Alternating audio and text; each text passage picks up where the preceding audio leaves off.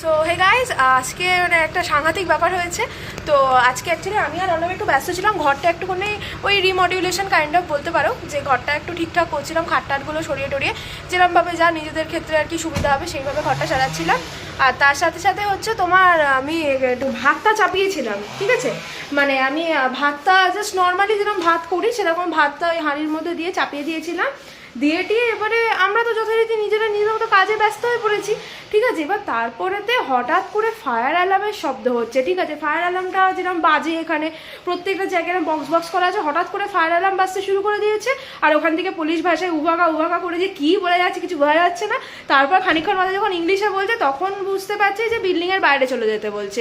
তো আমি তো লিটারালি মাথায় হাত পড়ে গেছি যে আমি তো জাস্ট সিম্পল একটা মানে জাস্ট ভাতটা বসিয়েছি, সেখান থেকে স্মোকের জন্য ওটা তো ওয়াটার ভেপার, সেটার জন্য স্মোক ডিটেক্টর বেজে উঠলো। আমি তো পুরো মানে এত চাপে পড়ে গেছিল, হয়ে গেল। আর এখানে স্মোক ডিটেক্টর বাজা মানে তোমার 250 PL মতো ফাইন হয়ে যাবে, ঠিক আছে। সঙ্গে সঙ্গে যত জানলা আছে সমস্ত কিছু খুলে দিয়েছিলাম, ঠিক আছে, কারণ বুঝতে পারছি না কি হয়ে গেল, আমার জন্য হলো কিনা। দিয়েরও তারপরে তাড়াতাড়ি করে আবার অর্ণব নিচে গেল যে অ্যালার্মটা বন্ধ করবে বলবার জন্য। তারপরেতে গিয়ে জানা গেল যে এটা আমাদের রুমের জন্য না, এটা পুরো বিল্ডিংয়ে সব জায়গাতে এরকম সেম অ্যালার্ম বাজছিল। তো মেবি কোনো একটা ফ্লোরেতে কোনো একটা পোলিশ মেয়ে বা ইউক্রেনিয়ান মেয়ে, যাই হোক কোনো একটা মেয়ে ছিল যে রান্না করছিল। তো তার ঘর থেকে আই গেস স্মোক ডিটেক্টরটা বেজে উঠে। এখন সে রান্না করছিল না, কী কারণে স্মোক ডিটেক্টর মানে ইন্ডিকেট করে কেন ফায়ার অ্যালার্ম বেজেছে সেটা আমরা এখন অবধি জানি না, সেটা জানলে আমি তোমাদেরকে বলবো। কিন্তু হঠাৎ করে মানে পুরো বিল্ডিংয়ের সব জায়গায় এরকম অ্যানাউন্সমেন্ট হচ্ছিল। আমি তো ঘরে ছিলাম, আমরা ভেবেছি বোধহয় শুধু আমাদেরই রুমে হচ্ছে, বাট অ্যাকচুয়ালি সেটা না, প্রত্যেকের ঘরে হয়েছে। এবং অর্ধেকের বেশি লোক বেরিয়ে চলে গেছে যারা মোটামুটি ধরো রুমে ছিল।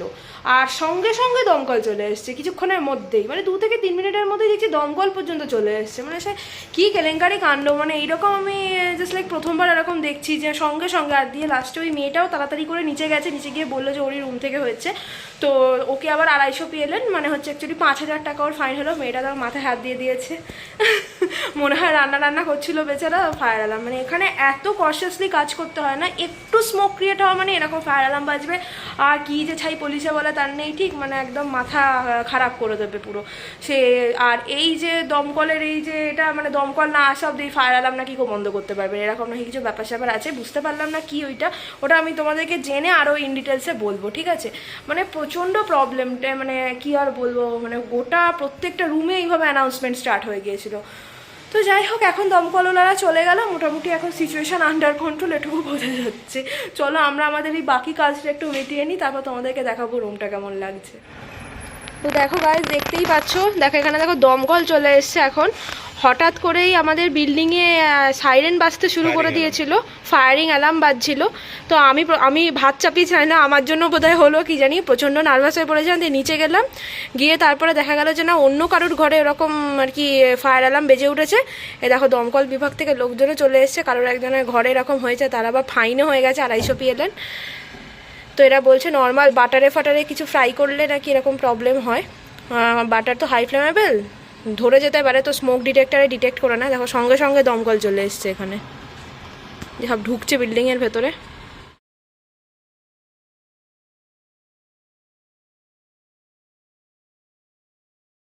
গুড মর্নিং গাইজ, এখন আর মর্নিং নেই, এখন মোটামুটি এখানে প্রায় বিকেল হতে চললো। আর এখন আমরা যাচ্ছি হচ্ছে একটা ইন্ডিয়ান স্টোর যাবো কি যাবো না সেটা এখন দুটো কনফিউশন আছে। তো দেখছি কোথায় যাওয়া যায়, বেডরঙ্কা ইন্ডিয়ান স্টোর অথবা কার্ডফোর, যে কোনো একটা জায়গায় যেতে পারি। কিছু টুকটাক জিনিসপত্র কেনার আছে, তো চলো তোমাদেরকে দেখাবো কোথায় গেলে। তো দেখো গাইজ, রেডি হয়ে গেছি, এরকম জাস্ট ঘরেই যা পরেছিলাম তার উপরে জাস্ট একটু জিন্স পরে বেরিয়ে পড়েছি। তো এরকম একটা বিনুনি করা নিয়েছি আজকে চুলে, আর যা কিছু করতে ইচ্ছা যায়নি। এই যে অর্ণব দেখছি আমাকে। তো চলো যাওয়া যাক। দেখো হেঁটে হেঁটে বেরিয়ে পড়েছি আপাতত। হ্যাঁ গো, তো কোথায় যাওয়া হচ্ছে আলটিমেটলি? এখনও অবধি অর্ণব ডিসিশান নিতে পারেনি যে যাবে কোথায়, ঠিক আছে। এখানে অ্যাকচুয়ালি অনেকগুলো স্টোর আছে খুব ভালো ভালো, যেমন হচ্ছে এখানে একটা শপিং মল আছে পোজদানিয়া, ওইখানে একটা কার্ডফোর আছে। দেখবে আমি আমার আগের ভিডিওতে তোমাদের সাথে শেয়ার করেছি, ওখানে প্রচুর জিনিস পাওয়া যায় এবং বিভিন্ন ভ্যারাইটি প্রচুর, মানে দারুণ স্টক, ঠিক আছে। আমাদের এই নিয়ারেস্ট একটা কার্ডফোর আছে, সেটা ছোটো কার্ডফোর, অতটা বড় নয়। তো আমরা ইউজুয়ালি বিকেলের দিকে যখন ইভিনিং ওয়াকে যখন বেরোই তখন আমরা ওখান থেকে টুকটাক জিনিসপত্রগুলো কিনে নিই। আর আমাদের অ্যাজ সাচ কখনো ওইভাবে বেডরঙ্কা মানে এক্সপ্লোর করতে যাওয়া হয়নি। তো তো আজকে আমরা চিন্তা করছি বেডরঙ্কার দিকে একবার যেতে পারি। তো সেটা নিয়ে এখন চিন্তা হচ্ছে, এখানে একটা জায়গা আছে রন্ড্রোসোটকা, তো জায়গাটার নাম রন্ড্রোসোটকা। তো ওইখানে একটা বেডরঙ্কা আছে মোটামুটি বড়। তো আজকে ভাবছি ওই বেডরঙ্কাটাতে একবার যাব। তো দেখা যাক কী করা হয়।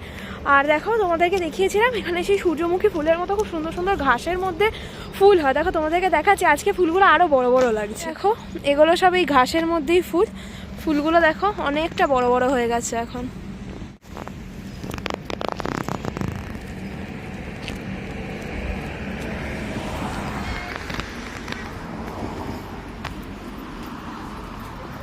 দেখো এরকম রাস্তার চারধারে শুধু ফুলই ফুল, এরকম পুরো ভর্তি হয়ে গেছে। এখানটা এত সুন্দর লাগে না, চারদিকে শুধু ফুলই ফুল, ঠিক আছে, গাছগুলোও পুরো ভর্তি হয়ে গেছে। তোমাদেরকে বলেছিলাম যে স্প্রিং সিজনে এখানে প্রচুর ফুল হয়, শুধু ফুলই ফুল চারদিকে, এত ভালো লাগছে দেখতে। তো গাইজ আমরা পৌঁছে গেছি আপাতত, সেই শেষমেশ এলাম হচ্ছে সেই রন্ড্রোসোটকার বেডরঙ্কাটাতেই। তো এখানে গিয়ে দেখবো কি পাওয়া যায় না পাওয়া যায়। আর বাদ বাকি দেখো আমি চারপাশটা একটা ছোটো করে একটা ভিডিও নিচ্ছি, এত সুন্দর দেখতে লাগছে চারপাশটা, দারুণ। তো চলো তাহলে যাওয়া যাক ভেতরে গিয়ে আমি তোমাদের দেখাচ্ছি কী কী এখানে পাওয়া যায়। তো দেখো মোটামুটি পৌঁছে গেছি।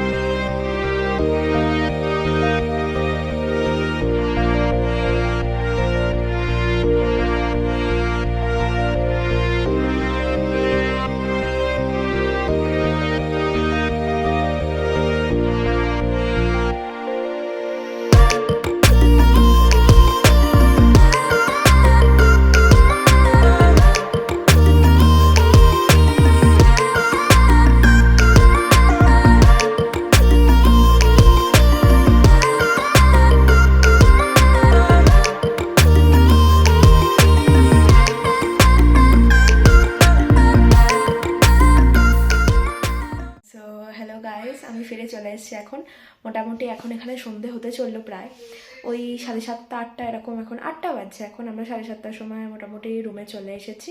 আর আজকে সঙ্গে করে চিকেন নিয়ে এসেছি। আজকে রাত্রেবেলা একদম পাতলা করে একটু চিকেনের আর কি ওই ঝোল টাইপের বানাবো। আর কী কিনলাম চলো তোমাদেরকে একবার দেখিয়ে দিই। দেখো প্রথমেই এটা হচ্ছে চিকেনটা, এরকম চিকেন আজকে নিয়ে চলে এসেছি। এটা পুরো একদম হাড় ছাড়া নর্মাল চিকেন।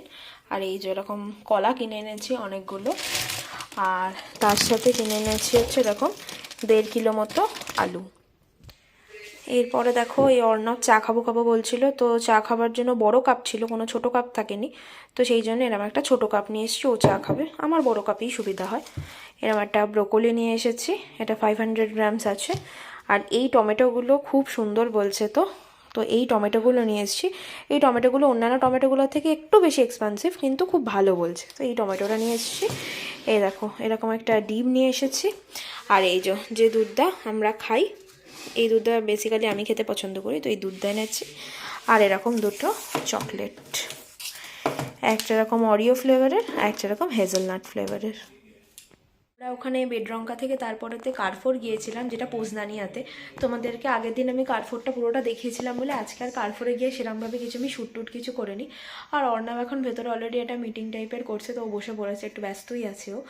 আর আজকে এই ঘরটাকে আমরা মানে একদম অন্যরকমভাবে একটু সেট আপ করেছি আর কি। এই টেবিলটা যেমন ঘরে ছিল বাইরে করে দিয়েছি, তারপর বাইরে যে টেবিলটা ছিল সেটা ঘরে করে দিয়েছি। আগে আমরা বাইরে এখানটায় খেতাম, এখন খাওয়া দাওয়ার অ্যারেঞ্জমেন্টটা পুরোপুরি রুমের ভেতর করে দিয়েছি। এরকমভাবে রুমটা একটু ডিফারেন্ট ওয়েতে সাজিয়ে দিয়েছি, তো তোমাদেরকে আমি ডেফিনেটলি দেখাবো কোনো একটা দিন যে অ্যাপার্টমেন্টের ভিডিও হিসাবে। আর আপাতত এই খাটটাকে এখন একটু বিছনা টিছনা পেতে ঠিকঠাক করতে পারে, মানে আজকে ড্যাম টায়ার্ড, এত টায়ার্ড লাগছে না, মানে শরীর যেন আর বইছে না। তো জাস্ট লাইক এবার একটু মানে শুয়ে পড়তে ইচ্ছা করছে, কিন্তু স্টিল রাত্রিবেলা রান্না আছে, রান্না করতে হবে।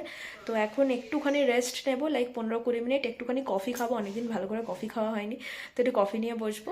আর তারপরেতে হচ্ছে আরও কয়েকটা কাজ আছে, আজ আমার গানিকটা পড়ানো আছে স্টুডেন্টদেরকে, তো ওদেরকে নিয়েও একটুখানি বসতে হবে। ওভারঅল আজকে মোটামুটি এরপর থেকে খুবই ব্যস্ত হয়ে পড়বো।